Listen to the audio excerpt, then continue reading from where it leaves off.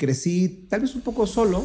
Cuando acabo la universidad, tuve la fortuna que me ofrecían trabajo 2 personas que estudiaban conmigo. Una en un programa de revista, en Televisa, y una en un programa de toros. Y le pregunté a mi papá, y me dice, ¿cuál es tu duda? Le dije, ¿cuál tomo? Me dijo, pues la que se dé primero. Las oportunidades son como los autobuses de pasajeros. Súbete al primero que pase porque no sabes cuándo viene el otro. Llegó un momento en el que tuve mucho trabajo, o sea, mucho trabajo de muchas cosas, pero porque nunca dije que no. Y había algunas cosas que no me gustaba hacer. Pero si no te gustaban, ¿por qué las hacías? O sea, ¿no te llenaban o simplemente era por el pago? O sea, hacer reportajes siempre lo he odiado. Yo entré a la carrera de comunicación sin saber de qué se trataba. Las 4 primeras semanas, yo todos los días quería renunciar. Tienes muchísimo poder.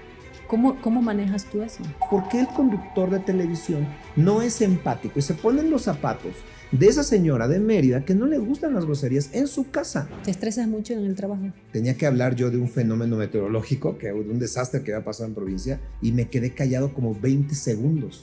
Difícil de creer. No sé si ya estoy en el futuro o realmente no existe el tiempo. Si es tan simple como desearlo todo. Si tengo que vivir al máximo porque no hay más vidas.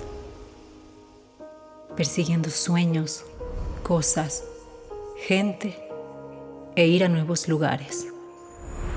Conquistando todo sin llegar al fondo de lo que honestamente me importa. Para muchos, he sido la buena, la mala, la amiga, la dulce mujer y la apasionada por vivir. ¿Esta vida es una fantasía o aún no he comenzado a vivir? Tengo tantas preguntas sin respuesta. Y ahora quiero conocer las tuyas.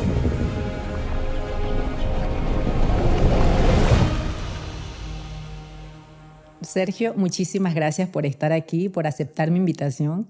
Estoy muy emocionada por aprender de ti. Muchas gracias. Landy, es un gusto muy grande saber que estoy iniciando este proyecto contigo. Gracias. Y sobre todo, pues siempre es un honor que alguien piense que yo pueda decir algo importante. Yo creo que tienes mucho que aportar, mucho valor. Por eso estás aquí, porque para mí este segmento, este espacio es para conocer y aprender de gente extraordinaria, ya lo he dicho antes y lo recalco ahora. Para mí tú tienes una trayectoria de éxito, pero como ser humano me interesa mucho conocer de ti. Y por eso hoy estás aquí, para mí es muy especial. Muchas gracias. Gracias a ti. Hay mucha gente, yo estoy segura que allá afuera no conoce de tu trayectoria, no todo el mundo en México puede ser que sepa, o en alguna parte del mundo, me imagino que está viendo ahora este podcast y seguramente no sabe, los mexicanos sí. Voy a hablar un poco, tengo aquí unos apuntes sobre lo que tú haces. Eres conductor y productor de Venga la Alegría, de un programa matutino de Azteca que tienes ya casi 19 años, me contabas. Así es, en enero del próximo año de 2025 cumple 19 años. 19 años, muchísimo. Eres investigador y productor de un programa súper exitoso. ¿Cómo lo decías? Difícil de creer. me encanta, muchas gracias. Y también fuiste colaborador de Playboy y de otra revista, me comentabas hace un ratito. Sí, de Playboy y de Bebemundo, porque les decía a los chicos cuando les daba alguna conferencia que soy papá de día y amante de noche. Y hablabas de cosas muy interesantes en Playboy.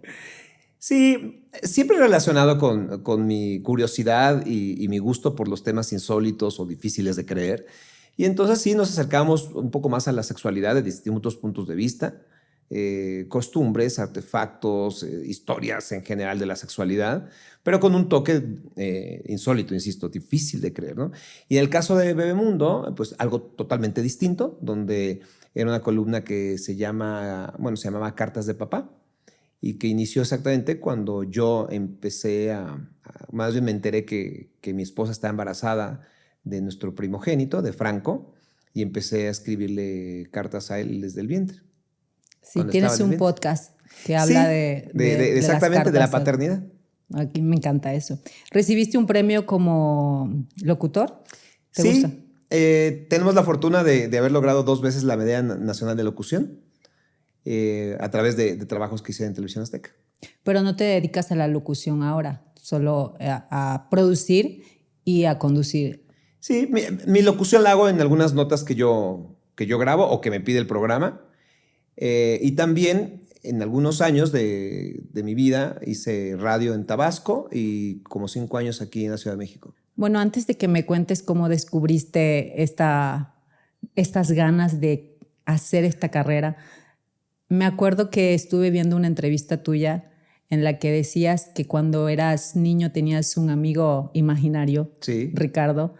Me gustaría mucho profundizar en eso porque me parece interesante que puedas tener el apoyo de tu familia, pero que además tengas esa creatividad para tener un amigo imaginario. ¿Cómo sucedió? Cuéntame de eso. Mira, no sé la base científica de por qué una persona puede tener un amigo imaginario. En mi caso, yo pienso que es porque mis papás se casaron a los 18 años de edad. Mi mamá me tuvo se embarazó cuando tenía 17. Entonces, eso lo que apuntó fue que los dos tenían que salir a trabajar. Mi papá tuvo que dejar la carrera de economía en la UNAM y mi mamá estudió un secretariado bilingüe. Entonces, los dos empezaron a trabajar desde muy jovencitos para sacar adelante al bebé que yo ya era, ¿no? ¿Y quién te cuidaba en ese momento? Mi abuela materna, Lucila, y mi abuelo materno, Rubén, que era tapicero y también maestro de ceremonias los fines de semana en un salón de fiestas. Entonces, al ser hijo único y pues no tener primos tampoco ni nada, era el primero de la familia, el primer bebito de la familia, el primer nieto, pues así crecí y crecí tal vez un poco solo, ¿no? O sea, tenía amigos en la escuela, ¿no? Pero solo. Y entonces jugaba fútbol y jugaba fútbol americano y todo lo que hacía me ponía toallas como para ser luchador de lucha libre, o inventaba que yo tenía un cuchillo, pero en realidad era un pedacito de madera del trabajo de mi abuelo. Entonces hacía historias y algún día, desconozco el momento y la razón, pero a mí me gustaba el nombre de Ricardo. Y entonces yo empezaba a hacer historias en mi cabeza sobre jugar fútbol contra un equipo imaginario, pero entonces mi aliado para ganar esos partidos de fútbol o de fútbol americano era exactamente alguien que se llamaba Ricardo. Ok. Entonces lo tuve por mucho tiempo y mucho tiempo no es que hablara con él necesariamente. Solo jugaba. Jugaba yo en mi cabeza. Si pateaba el balón, o a veces ni siquiera estaba yo en una actividad física, sino podría haber estado así, cerrado los ojos y me imaginaba un partido de fútbol americano, porque es mi deporte favorito. No siempre fue físico. No siempre fue físico, pero siempre él estaba presente. Y te digo, mis papás nunca jamás, yo creo que se enteraron porque no era una situación de como que hablara con él, ¿no? O que lo viera. No, yo me lo imaginaba. Solo estaba en tu cabeza. Era parte de mi historia y solamente eran historias que tenían que ver con el deporte. Solamente eran historias que tenían que ver con que jugábamos un partido y ganábamos de manera dramática. Estaba increíble eso. Sí, y se llamaba Ricardo porque me gustaba mucho ese nombre. Pero tus papás no te decían que estabas bien o estabas mal, no te corregían, no intentaban... No, porque nunca se enteraron de ello. O sea, no pasó como me ha tocado el caso de otros amigos que saben que tienen amigos imaginarios sus hijos. Y no, yo nunca hablé con... Alguna vez me lo preguntaron y lo conté y ahora me lo preguntas y te explico cómo era eso en detalle. Pero en realidad no me pasaba como que... ¿no? Ok. ¿Y crees que esa fue la forma en la que empezaste a hacer tus historias en la cabeza para luego en tu carrera que forma parte de eso? ¿No? Bueno, fue una etapa, pero pues siempre... Acuérdate que, bueno, tú no eres hija única, pero los que somos hijos únicos... pues tenemos que ingeniárnosla para pasárnosla bien, ¿no? Y más cuando mis papás no estaban prácticamente todo el día. Y pues mi abuela me consentía y me cocinaba y me quería muchísimo, pero no jugaba conmigo. Y tampoco jugaba mi abuelo. Entonces yo jugaba solo prácticamente las tardes que regresaba de la escuela. Y entonces pues así inventé un chorro de historias en mi cabeza, ¿no? Y podría pensar que eso sí fue un buen ejercicio, Y algo que sé hacer muy bien, pues es redactar, es escribir y contar. ¿Y cuándo descubriste que tenías esas ganas de ser un gran contador de historias? Pues fue de una manera fortuita, porque mi abuelo trabajaba de lunes a viernes tapizando, digo, a veces los sábados, pero los viernes en la noche y los sábados en la noche era maestro de ceremonias en un salón de fiestas que se llamaba el Salón Romano Champotón. Y mi abuelo hablaba como buen mexicano del barrio, cantadito, ¿sí? Pero cuando él iba a presentar a una quinceañera o una boda, él impostaba la voz de una manera muy bonita. Y a veces yo lo acompañaba a esas presentaciones. Y entonces yo decía, órale, mi abuelo, ¿cómo lo hace muy bien? Lo admirabas. Lo admiraba, ¿no? Sin decírselo ni nada, porque además mi abuelo siempre era muy frío, ¿no? Pero yo pensaba, ay, qué buena onda que mi abuelo, ¿no? Y además ponía música, o sea, lo que hoy son los grandes DJs. Bueno, pues mi abuelo también llevaba su tornamesas, su amplificador y colocaba éxitos del momento para amenizar la fiesta en el salón, ¿no? Y te digo, y presentaba. Y entonces, al presentar, muchas veces los papás o los padrinos de la novia o de la quinceañera no sabían qué decir, porque no es fácil hablar en el micrófono. Entonces, mi abuelo también les escribía el discurso, y si no lo podían decir, mi abuelo es el que decía las palabras. Entonces, ahí eso me gustaba muchísimo. Muchos años después. Bueno, y además mi abuelo escuchaba la radio.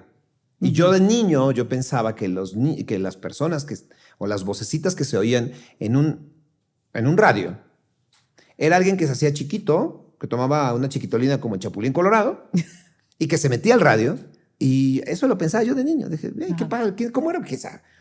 Muchos años después, cuando estoy por decidir qué carrera estudiar, yo pensé estudiar leyes, porque se me daba la oratoria y tenía buena memoria y no había matemáticas, ¿no? Entonces dije... ¿No querías matemáticas en tu vida? Siempre he sido un burro en matemáticas, ¿no? Siempre. No se me da. O sea, el pensamiento matemático es de -0 en -10 en mi cabeza, ¿no? Y entonces cuando estoy pensando en esa carrera, un día mi padre me pregunta qué voy a estudiar, le digo que eso, y me dijo, ¿y por qué no estudias ciencias de la comunicación? Y le digo, ¿de qué es? Y me dice, pues no sé bien de qué es, pero sé que puedes trabajar en esto, y en la radio. Entonces cuando dice en la radio, dije, claro, mi abuelo siempre ha sido un buen orador en el micrófono, y a mí me gusta la radio porque siempre he imitado voces y he pensado que qué pasa con esos aparatos. Claro, voy a estudiar comunicación porque quiero ser locutor. Y así entré. Entonces, pues conjuntando todo lo que te acabo de decir, pues desde niño con Ricardo, desde niño escuchando la radio, desde niño imitando los comerciales, escuchando a mi abuelo, y luego cuando mi papá me pone en perspectiva que de eso puedo vivir, pues ahí fue.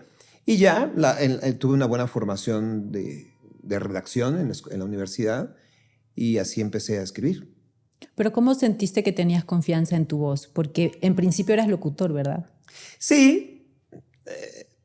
A mí siempre me han gustado los locutores. Siempre escuché en la preparatoria, por ejemplo, que fue una época dorada de la radio en México, con estaciones como WFM o Rock 101, Martín Hernández, Luis Gerardo Salas, o sea, locutores, Charo Fernández, en fin, incluso los primeros pasos de Marta de Baile, ¿no? Por decir así. Fue una época para mí en la preparatoria donde se escuchaba mucha radio. Y había mucha radio juvenil y me gusta mucho el rock en inglés.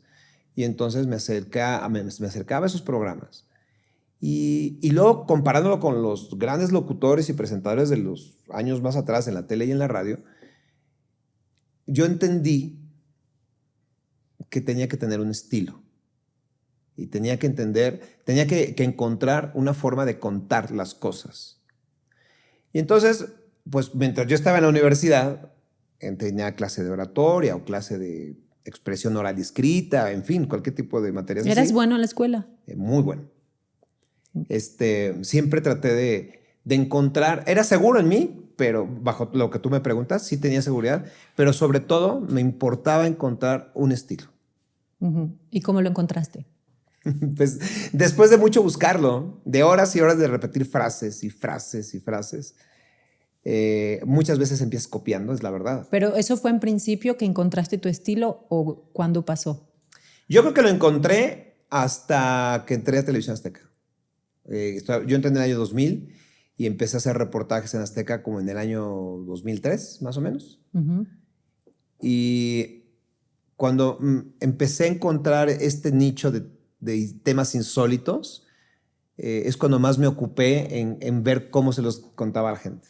¿Cómo reconoces una buena oportunidad, una gran oportunidad en tu vida?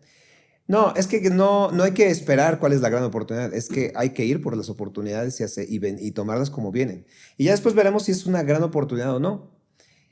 Regresando a mi padre, Ujú, sí. cuando acabo la universidad, me ofrecen trabajo. Tuve la fortuna que me ofrecían trabajo 2 personas que estudiaban conmigo, porque fui muy bueno en la carrera y gané varios concursos en la carrera. Y entonces me ofrecieron trabajar, uno en Televisa, mi amiga Gladys Ortiz, y otra compañera que no me acuerdo de su nombre, pero no estaba en mi generación, pero ella trabajaba en otra cadena en MBS en ese entonces, y trabajaba en un programa taurino. Okay. Entonces los 2 me ofrecían ser reporteros. Una en un programa de revista, en Televisa, y una en un programa de toros. Y pues yo de toros no tengo la menor idea. ¿Y te gustan? No, pero tampoco estoy en contra de ello. O sea, ¿no te importaba si esa era una oportunidad para trabajar? No, a eso voy. O sea, no sabía nada, pero dije, ay, qué padre que me están ofreciendo trabajo. Y le pregunté a mi papá. Le dije, oye, fíjate que tengo estas 2 opciones. O un matutino en Televisa o un programa de toros en MBS. Ujú. Y me dice, ¿cuál es tu duda? Le dije, ¿cuál tomo? Y me dijo, pues la que se dé primero. La que se dé primero, dice, porque las oportunidades son como los autobuses de pasajeros. Súbete al primero que pase porque no sabes cuándo viene el otro. Ujú. Y eso siempre me ha acompañado en la vida. Entonces, no recuerdo, tal vez alguna vez habré dicho un no a una cosa. ¿Cómo? Y lo que viene, Ajá. lo tomo. Lo tomo, va, órale, va. Esto trabajo, va. Entonces llegó un momento en el que tuve, afortunadamente, mucho trabajo. O sea, mucho trabajo de muchas cosas, de muchos programas al mismo tiempo, pero porque nunca dije que no. Y había algunas cosas que no me gustaba hacer, pero siempre lo vi como una buena oportunidad. Pero si no te gustaban, ¿por qué las hacías? O sea, ¿no te llenaban o simplemente era por el pago? No, más allá del dinero, hay cosas que no me gustan del trabajo, ¿no? Y entonces hay cosas como, o sea, hacer reportajes. Siempre lo he odiado. ¿Sí? Siempre lo he odiado. ¿Por qué? Es muchísimo trabajo. Es un reconocimiento a todos mis compañeros reporteros. Es muchísimo trabajo. 5 o 6 horas de tu vida laboral para un reportaje de 2 minutos. Y es efímero porque pasó, ya se acabó, ¿no? Y entonces siempre me da flojera eso. Pero bueno, siempre lo vi como una oportunidad de contar, de que te conocieran. Y bueno, también es parte de la chamba, ¿no? Pero a eso me refería. Incluso oportunidades que no me hacían feliz, las tomaba. Porque siempre he pensado que me van a llevar a otro lado. ¿Y cómo era la relación con tu padre? ¿Por qué hiciste lo que él te decía? O sea, te dio un buen consejo al final. Me dio un buen consejo. Fíjate que mi papá era muy joven y de hecho murió muy joven. O sea, murió de 42 años, ¿no? Oh. Cuando él me da este consejo, yo estaba por entrar a la universidad y yo tenía 18 años. Estabas en la universidad y ya tenías ofertas de trabajo. Cuando acabé la carrera. Okay. Sí, cuando acabé la carrera. A lo largo de la carrera sí trabajé, pero no en los medios de comunicación. Hice otras cosas, ¿no? Pero entonces lo que quiero decir es que cuando mi papá me da este consejo, él tenía como 36 años de edad.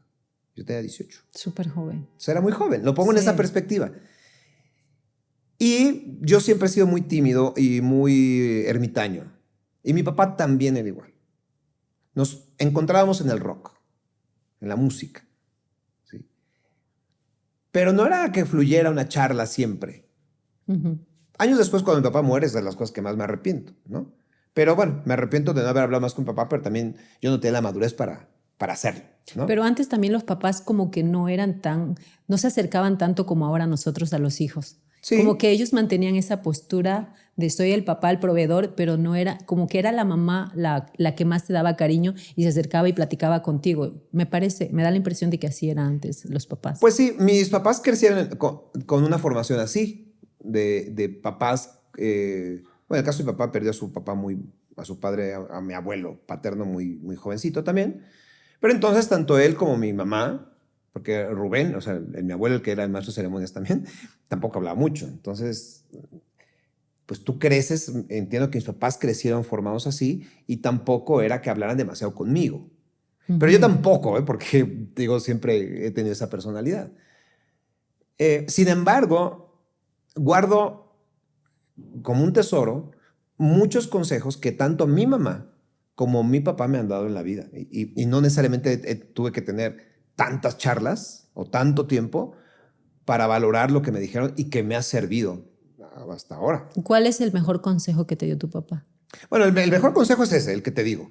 El de elige el primer trabajo. Elige la primera oportunidad, son como los autobuses, las oportunidades son como los autobuses, súbete a la primera que llegue. Y siempre hiciste eso, siempre elegiste la oportunidad que se te presentó. Siempre, siempre.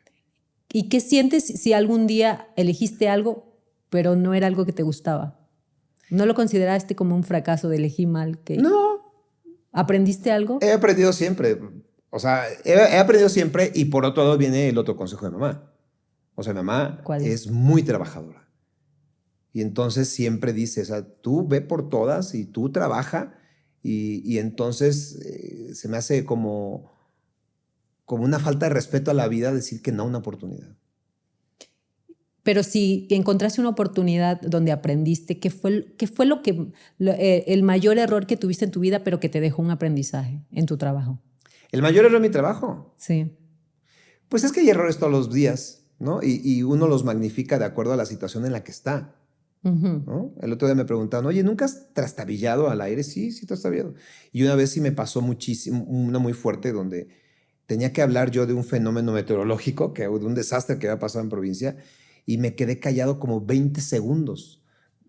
Y no fue ni miedo escénico, no fue, no, simplemente algo pasó en mi cabeza que no podía articular y me decían por el audífono, Sergio, vas, y yo, no sé. ¿Y qué haces cuando pasan esas cosas? Por fortuna, la única vez que me pasó, no me ha vuelto a pasar y estoy seguro que no me va a volver a suceder, porque sí aprendí de eso. Y entonces, sobre todo, lo que aprendí fue que, pues no hay que ser, o sea, nos esforzamos todo el tiempo en ser perfectos al tratar de contar una idea, sobre todo cuando estás en un programa de televisión. Pero la gente no necesita que tú seas perfecto. La gente necesita que tú le des la información clara y que te pongas en los zapatos de ellos para que le entiendan o para que les funcione.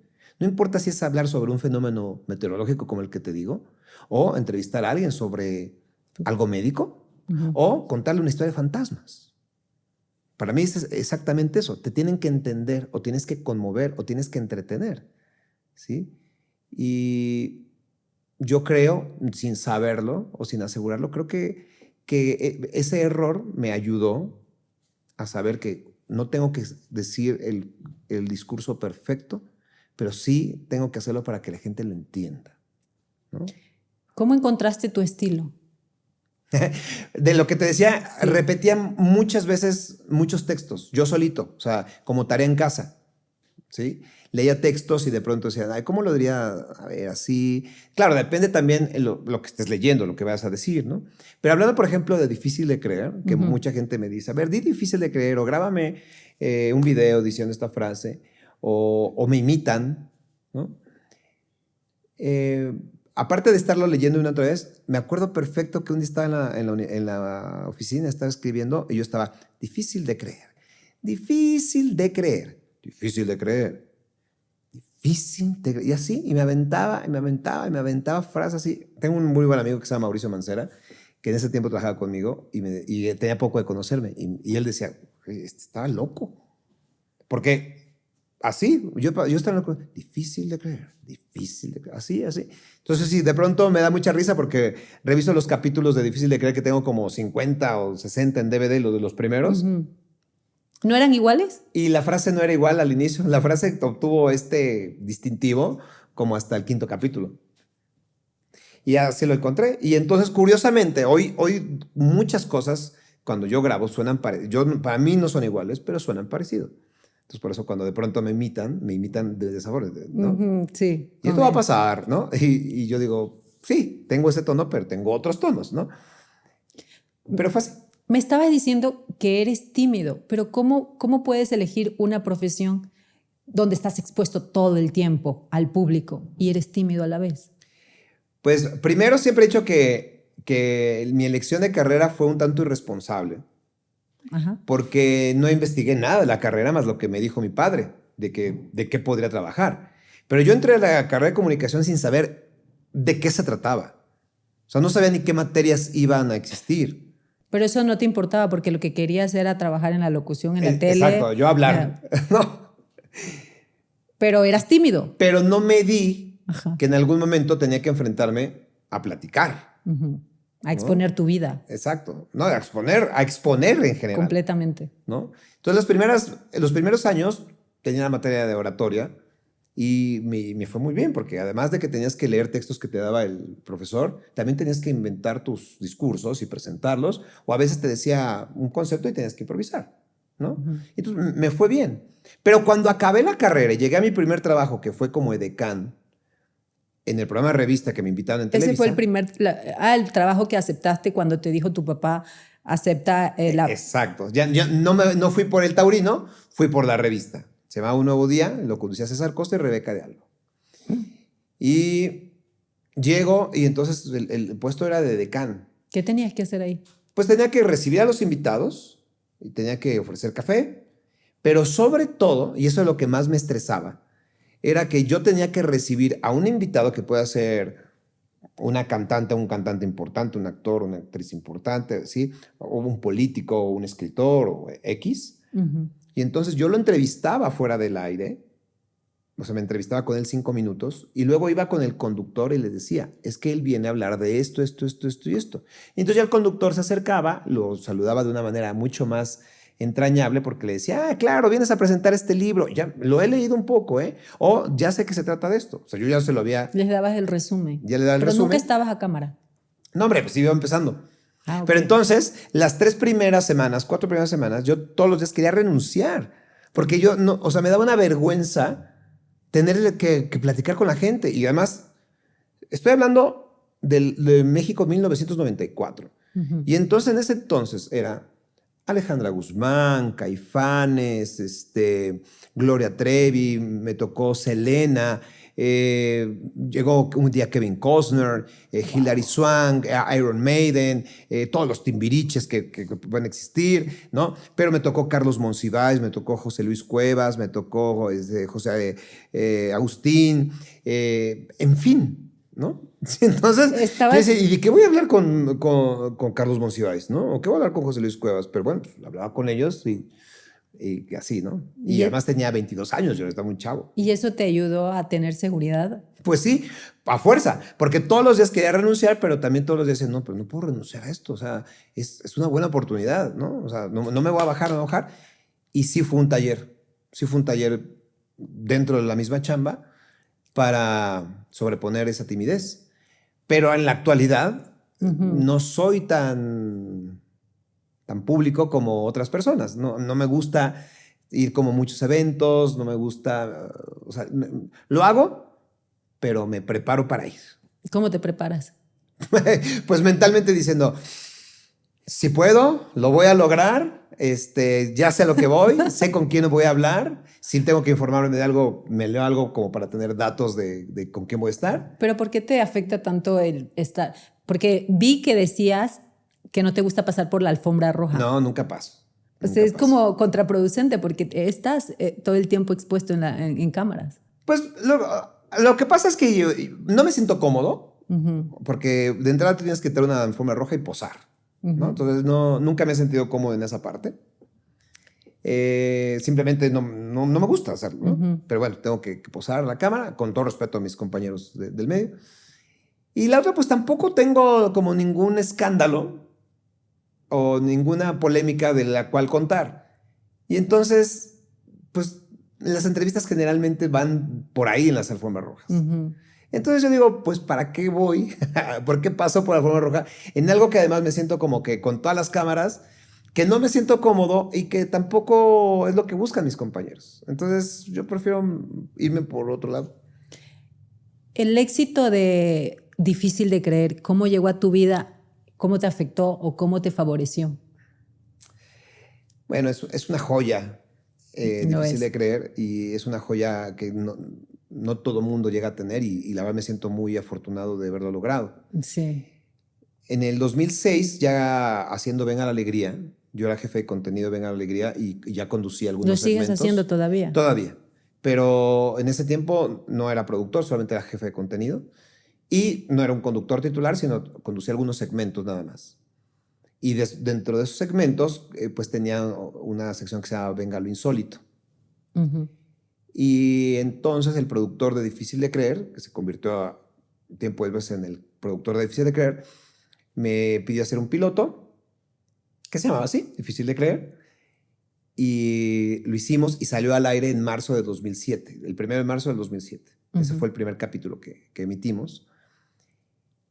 Y la verdad es que fue un gran éxito porque yo creo que ni siquiera la televisora se lo esperaba, porque era un programa que tenía un corte un tanto cultural, con entretenimiento, sí, pero un tanto de información en la tele abierta. Estamos hablando del año 2007. Hoy día tú encuentras en YouTube o en las plataformas un contenido muy similar. En ese tiempo no existían. No, Y solamente lo encontrabas en un canal cultural del gobierno o en la televisión por cable como Discovery o History, así, ¿no?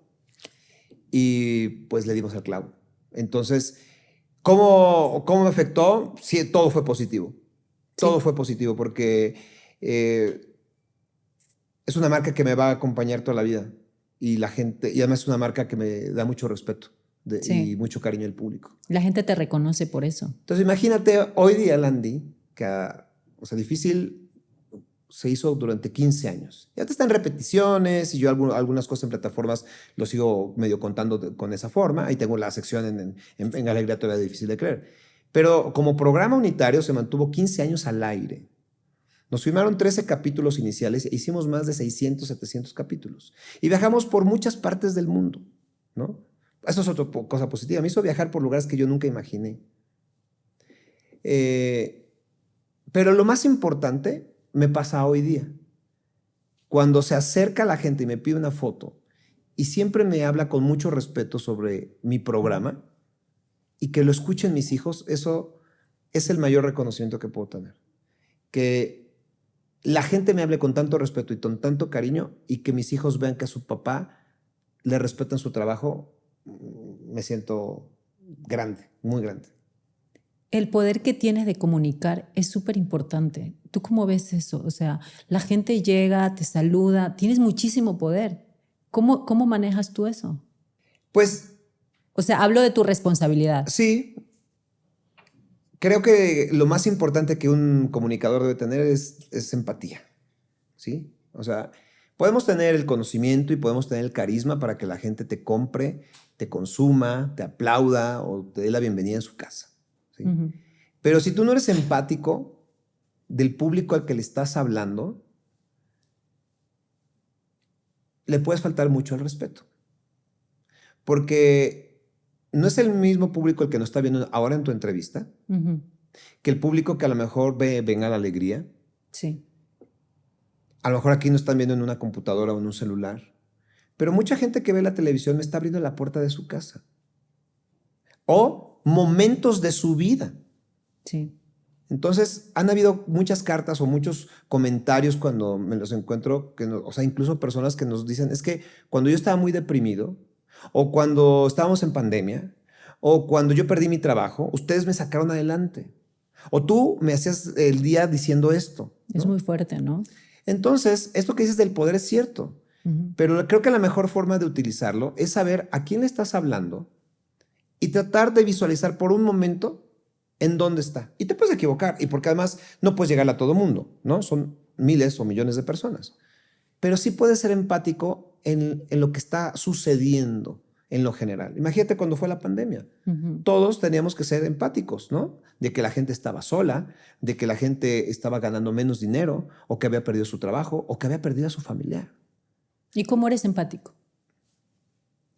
Pues hay dos cosas. Al menos yo así lo manejo. Por un lado hay información, tal cual, de saber quién me está viendo, ¿sí? O sea, no es lo mismo que yo le hable a la gente de Monterrey, o de Guadalajara, o de la capital, o del sureste, ¿no? O sea, tienen costumbres y tienen formas distintas. La gente en algunos lugares del país son mucho más tradicionales que lo que es la capital del país, ¿no? Y está bien. Entonces, ¿cómo yo le voy a hablar a la gente con una grosería? Hoy día a mí no me gustan las groserías en los medios, ¿no?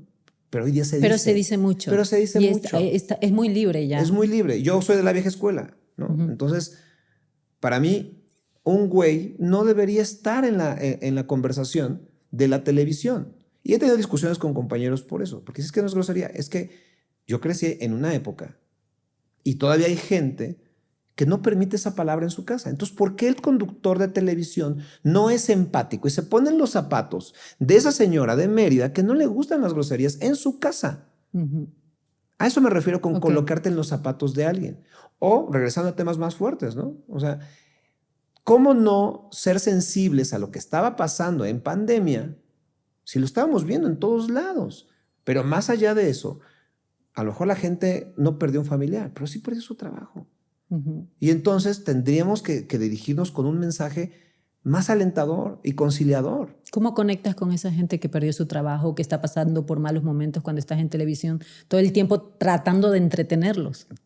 Bueno, por un lado es lo que te decía, tener esa información de saber qué está pasando y a quién le hablo. Y por otro lado, no es que sea yo un actor, porque pues, nunca he sido actor, pero sí es válido no ser un ególatra y no ser un yo, es que a mí, es que... Pero bueno, también yo he perdido familiares. También en la pandemia fue duro. También mi papá se quedó sin trabajo. Mi mamá se quedó sin trabajo, ¿no? O hemos tenido miedos. O yo también cuando estaba en la universidad tenía miedo de no tener trabajo, ¿no? O me divorcié. Entonces también sé lo que es lo duro que es un divorcio, aunque sea por acuerdo mutuo. Es durísimo, ¿no? Saber que se acabó el amor, ¿no? O la espera de un bebé, de tu primer bebé, ¿no?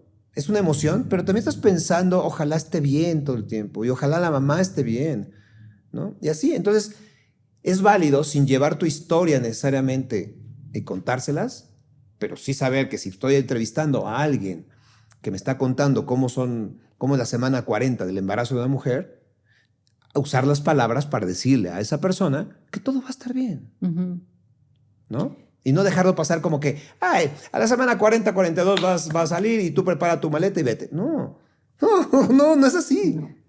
¿No? Hablando de miedos, ¿cuál es tu mayor miedo ahora? Mi mayor miedo ahora es morir sin quedarme satisfecho o tranquilo de haber acompañado lo suficiente a mis hijos. Y está muy difícil porque podemos pensar que nunca va a ser suficiente, ¿no? Pero están muy chiquillos. ¿Cuántos años tienen? Franco tiene 14 y Mía tiene 12. Y al final de cuentas, pues yo siempre he dicho, el que se va, hablando de la muerte, pues ya se fue, ¿no? Y el que se queda es el que extraña. Yo extrañé mucho a mi papá. Bueno, lo Te sigo afectó extrañando. muchísimo, ¿verdad? Sí, me marcó muchísimo. Me marcó mucho como cualquier pérdida de un ser querido de esa magnitud a cualquier persona que le ha pasado. ¿Esa es tu mayor pérdida en tu vida?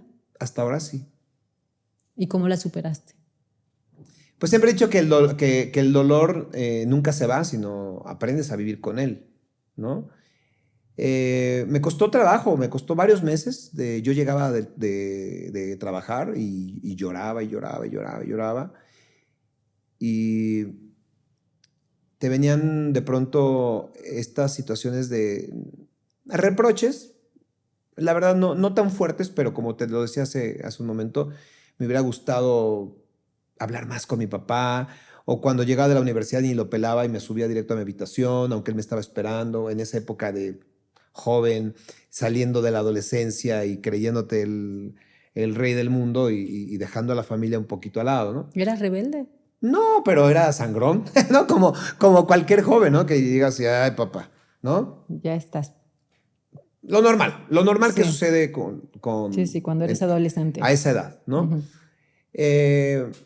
Me ayudó muchísimo que nos unimos mi mamá y yo todavía más, ¿no? O sea, Porque ya se quedaron solitos. sí. Vamos, mi mamá tiene varias hermanas, varias tías, es una familia mediana, pero al final de cuentas pues, somos ella y yo, ¿no? En ese primer círculo. Entonces, eso me ayudó mucho y pues también los amigos, ¿no? Siempre tengo muchos amigos. Hablando de la muerte, que te da miedo dejar a tus hijos solos, ¿qué crees que es lo mejor que les puedes dejar? Pues yo creo que la certeza de que el trabajo y la confianza en ellos mismos los va a sacar adelante. ¿Y cómo les enseñas eso todos los días?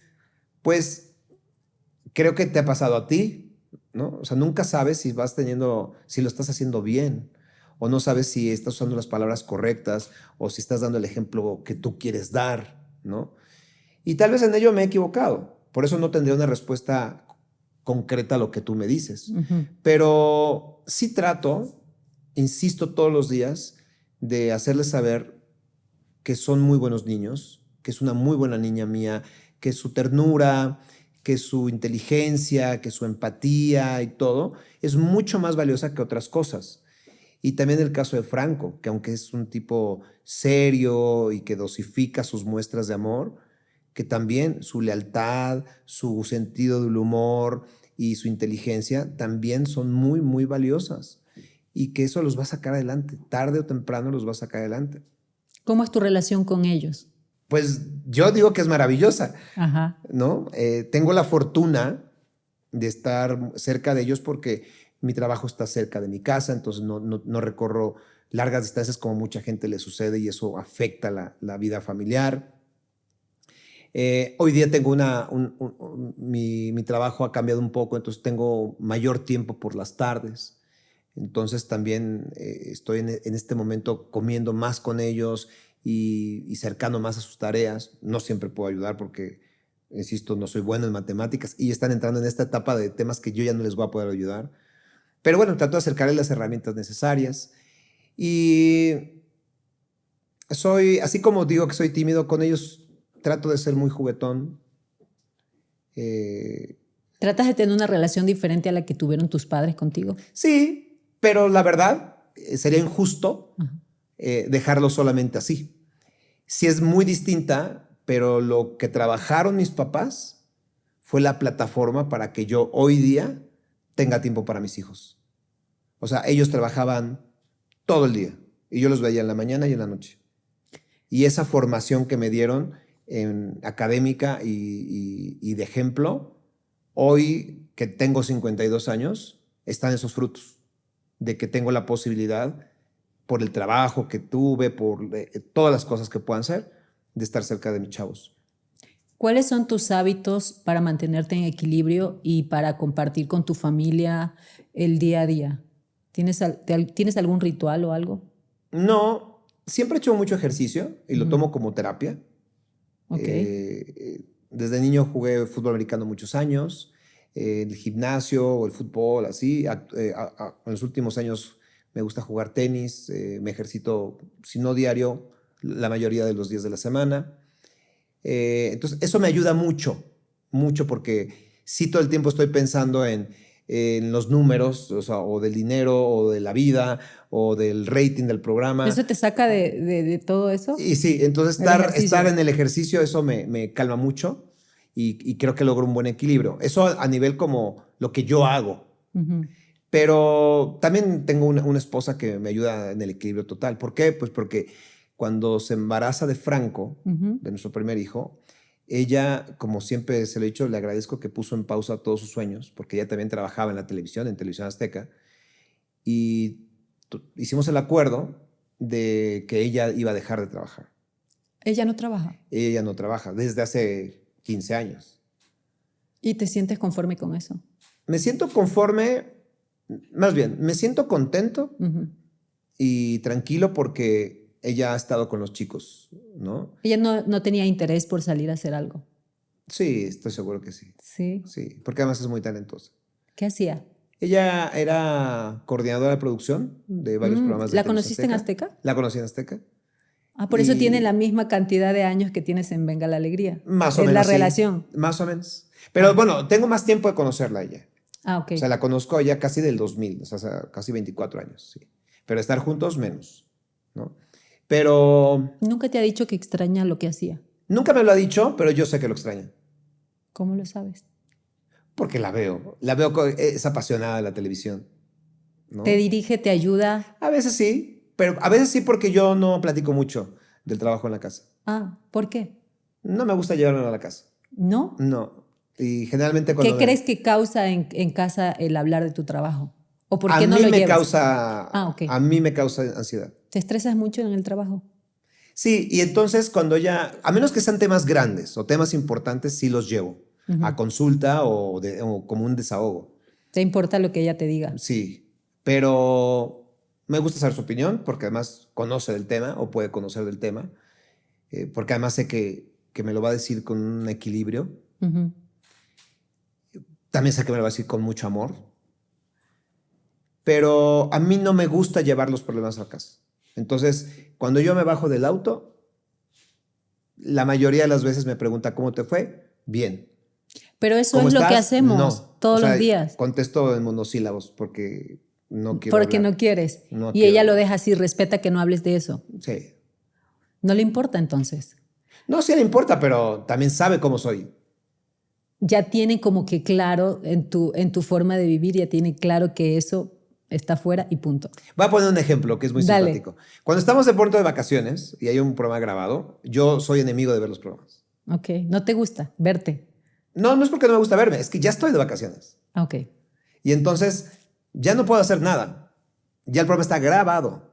Y entonces si yo hago un error, me estresa y me molesta. No lo puedes corregir. Y ya no puedo corregir, ya se hizo. Entonces, hay muchas secciones de los programas que me gustan y a veces los busco. Digo, ay, mira, yo veo la hora, ya viene esta sección y le ponemos. Pero a mí a veces trato de que no veamos el programa. Pero ella sí lo ve. O estamos en familia, lo quieren ver, ¿no? ¿Por qué? Porque les gusta mi programa o les gusta mi trabajo. También son espectadoras, ¿no? Y entonces a veces le digo, es que hoy no quiero saber nada del programa, ¿no? Y lo digo con todo respeto a mi propio trabajo, ¿no? Pero Sí. hoy quiero estar de vacaciones. ¿Cómo le haces todos los días para mejorar en tu trabajo, en tu vida? Pues fíjate que es una muy, muy buena pregunta porque uno a veces entra en una zona de confort y es lo más complicado de pelearlo. De salir de ahí. Sí.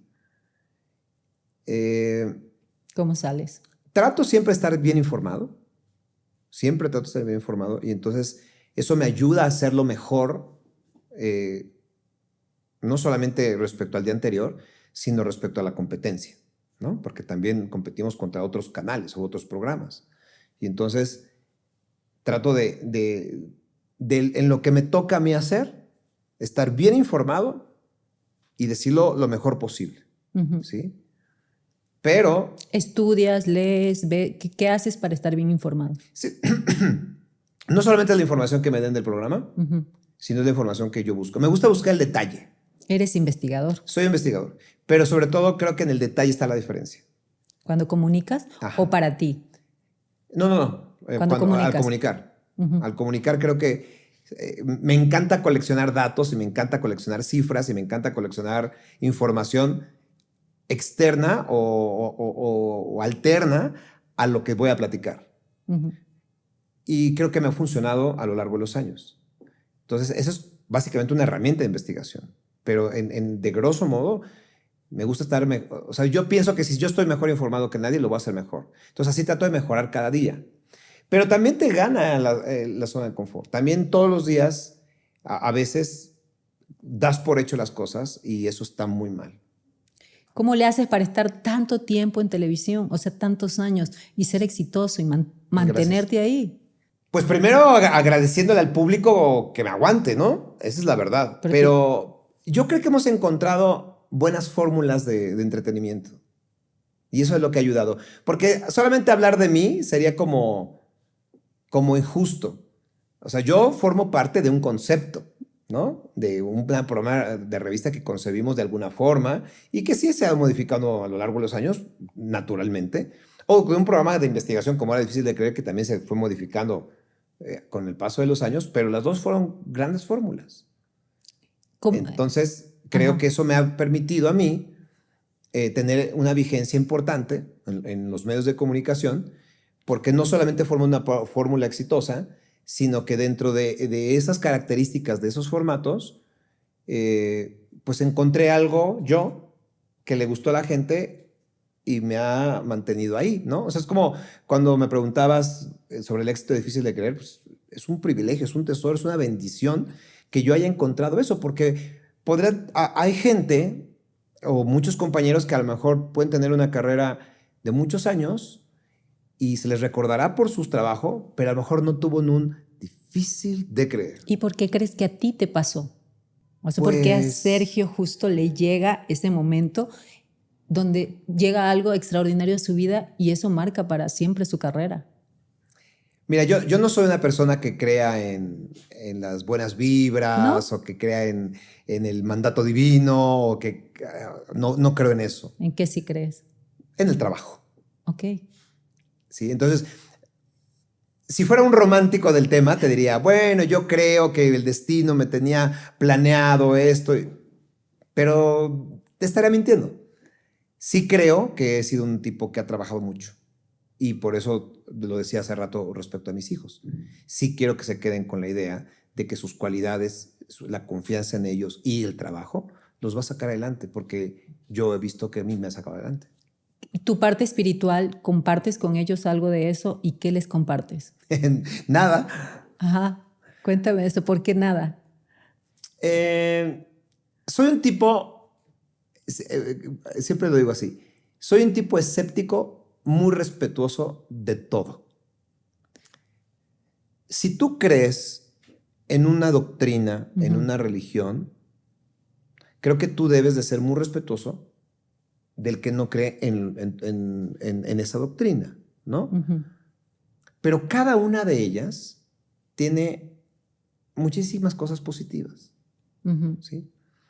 Entonces, respecto a mis hijos, sí, son muy libres en esa parte. Nosotros somos católicos, ¿sí? Mis hijos están bautizados, ¿no? O sea, somos en esa parte una familia tradicional mexicana, en su mayoría. Bueno, no sé las cifras. Pero hablan de Dios, van a la iglesia, ¿haces eso?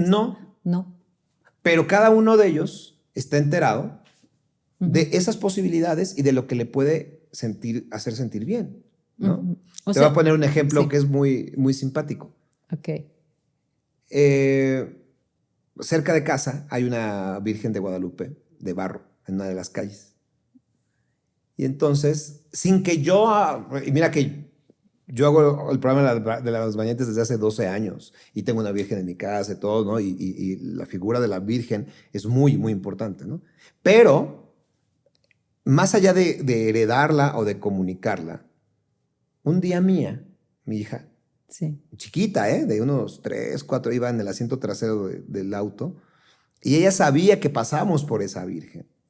Era habitual. Era habitual. Ajá. Y entonces siempre nos pedía que nos detuviéramos. Y ella bajaba su cristal y le pedía cosas a la Virgen. ¿Qué le pedía? Cualquier cosa, pero la que más me hizo reír un día fue, ay, Virgencita, por favor, ya que mi hermano no me haga enojar. ¿Le hacía enojar mucho? No, claro que no, pero seguramente se pelearon un día así, ¿no? Pero lo que quiero decir es que creo que esa es la magia de la espiritualidad, que cada quien... Sí, tiene la libertad. Tiene la libertad y que cada quien la encuentre como sea. Entonces, mezclando lo que tú me preguntabas, yo no pienso que por obra del Espíritu Santo me cayó esta oportunidad de triunfar. Yo creo más en esta parte del trabajo, ¿no? Del trabajo y de hacer el bien con tu trabajo, ¿no? Y regresando a acompañar a la gente, acompañar al público. Y eso me ha funcionado. Y a nivel espiritual, pues yo estoy tranquilo porque todos los días me levanto pensando que hago el bien, teniendo el mejor trabajo del mundo, como te lo dije en algún momento. Y sobre todo, irme a la cama con la conciencia tranquila de que hoy traté de hacer mejor mi chamba para que alguien se la pasara bien. ¿Cuándo fue el día que más exitoso te sentiste? Ay, pues yo creo que el día más, es que han sido muchos, la verdad, afortunadamente. Pero el día que tú estabas eufórico y feliz y no cabía Te voy a decir, en cuando no hay, creo que en la tele, no es en la tele, yo creo que lo voy a generalizar. A mí me encanta este sabor de victoria cuando te dan sí a un proyecto. Ok. ¿Sí? O sea, es como cuando te calificaban en la escuela y sacabas una nota.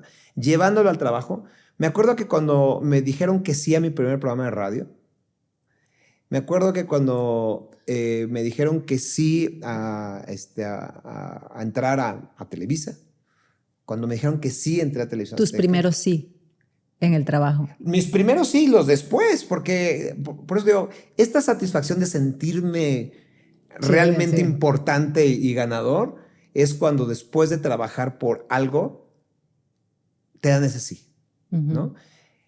Si me preguntas si eligiera uno que lo tengo muy en la cabeza, fue cuando me dijeron que sí, cuando tuve mi primer programa de radio en México. Fue en el año 2000, estuve en una estación que se llama la XQ, en 970 de AM, y el programa se llama Los Amigos del Volante. Y eso fue, entonces ahí me sentí, o sea, cuando me lo dijeron por teléfono y estaba en la calle. Pero ¿por qué ese fue diferente a todos los sí? O todos los que te gustaron. Sí, porque ya había trabajado en Televisa, Ajá, o sea, ya había pasado tiempo. ¿Cuál era la diferencia? Hay varias cosas. Una, que era un programa de radio en México y yo había querido estudiar comunicación para ser locutor de radio. Entonces, era concretar eso, porque yo no quería trabajar como conductor o reportero de televisión. O sea, fue algo que se me dio de manera casual, ¿no? Que sí lo trabajé y qué bueno, ¿no? Mi trabajo me llevó a ese ofrecimiento, pero no era la radio. Y cuando me ofrecen, después de buscarlo y de proponer un programa y todo, y me dicen, sí, vas a ir al aire, pues era concretar ese sueño de niño, de estar dentro del aparato de alguien y que un niño pensara que la gente se hace diminuta para hablarle al oído. Yo creo que era por eso. Y también me acuerdo de lo que acabas de decir y de tu abuelo, porque lo veías y lo admirabas y trabajaba con su voz, y tener ese trabajo también era como conectar esos dos puntos, ¿no? Claro, porque además yo la verdad desconozco en qué momento mi abuelo, de ser solo tapicero, también era maestro de ceremonias. O sea, como que nunca supe. De hecho, es una tarea que le voy a preguntar a mi mamá a ver si lo sabe. Nunca lo supe, pero admiraba mucho esa parte de mi abuelo. Él era muy apasionado cuando lo hacía. ¿Notabas eso? Yo era muy chico como para notar esa pasión. Pero hoy que lo pienso, es muy probable que él era feliz en ese momento. Yo creo que en ese momento era más feliz que poner tachuelas y clavos toda la semana en sillas y salas. Pero lo hacía muy bien como maestro de ceremonias. Sí, lo hacía muy bien. Además arreglaba mucho, ¿no? O sea... Quizás en el fondo, el verlo así tan... con ese porte, con esa forma, con esa vestidura que llevaba en el momento que hacía su trabajo, era la admiración que te daba, ¿no? No quisiera decir que sí, porque no estoy seguro de ello. Te digo, era muy chico yo como para recordarlo ahora o como para darme cuenta si realmente él se sentía bien. Pero él me hace sentir muy bien a mí. Entonces, ese recuerdo, que todavía lo tengo, es muy probable que me haya detonado el hecho de querer ser locutor. Y entonces, por eso te digo, cuando me dicen en el año 2000, vas a ir al aire con este programa de radio, tal vez era exactamente esa culminación de sí lo logré, pero desde niño que imitaba voces, desde niño que me imaginaba cosas en la radio, y desde niño que mi abuelo era el que hablaba en el micrófono. Me encanta conocer todas estas cosas, estas facetas que has atravesado todo el tiempo, tu éxito, todas las cosas que haces, el amor que le tenías a ver a tu abuelo, a tu papá, tu familia, el amor que tienes con tu hijo, lo que le llamas éxito. Me encanta todo eso. Muchísimas gracias por compartir. Ya estamos terminando esta entrevista. Me gustaría preguntarte 1000 cosas más, de verdad. Espero tener otra vez la oportunidad de tenerte aquí. Te agradezco muchísimo que hayas venido, de verdad. Tengo una última pregunta Claro que le que hago sí. a todos mis invitados. Sí, A ver si te suena y qué puedes decirme. sí. Si hoy fuera el último día de tu vida y ya te vas al cielo y encuentras a los ángeles, las puertas están abiertas, están esperándote, pero ellos reconocen lo valioso que eres. Todo lo que has aportado en la vida, todo lo que has podido comunicar, lo empático que has sido con la gente, lo que le has dejado a la gente, legado a tus hijos, a tu familia, lo amoroso que has sido con el mundo. Y te dicen, queremos que sigas con vida, pero sin este cuerpo y sin todo este conocimiento que tienes. Te damos la oportunidad de reencarnar. ¿En qué reencarnarías y por qué? En un músico de rock.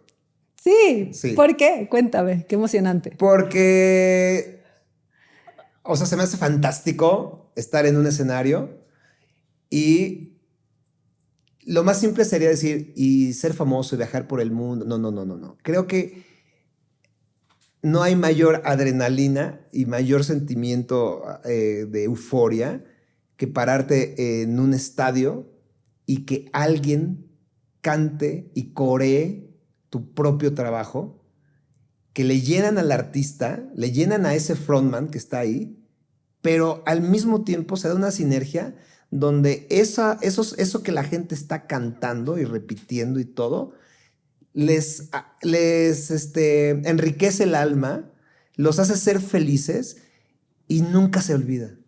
Soy muy fanático de la música en vivo.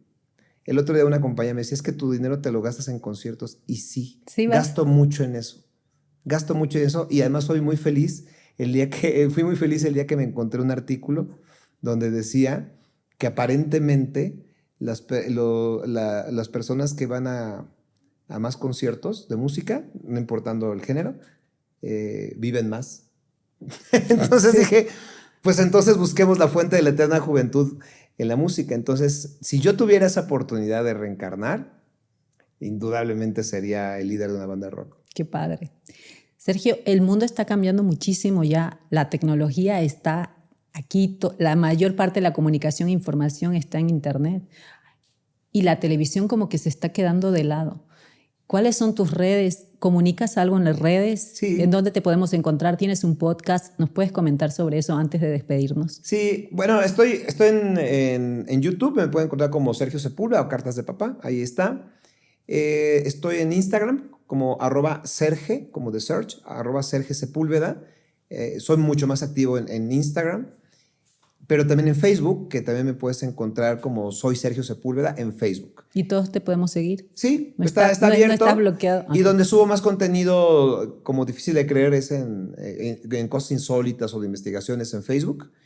En Instagram pues cuento más bien mi vida cotidiana, ¿no? Sí. Y en YouTube está ese podcast muy, muy claro y que lo voy a renovar con otro tipo de contenido, pero ahí está. Bueno, vamos a estar pendiente de tus redes, de tu YouTube y de todo lo que estás haciendo. Muchísimas gracias por estar conmigo. Gracias a ti por la oportunidad, porque no solo fue una entrevista, sino fue una charla y me encantó. Muchísimas gracias.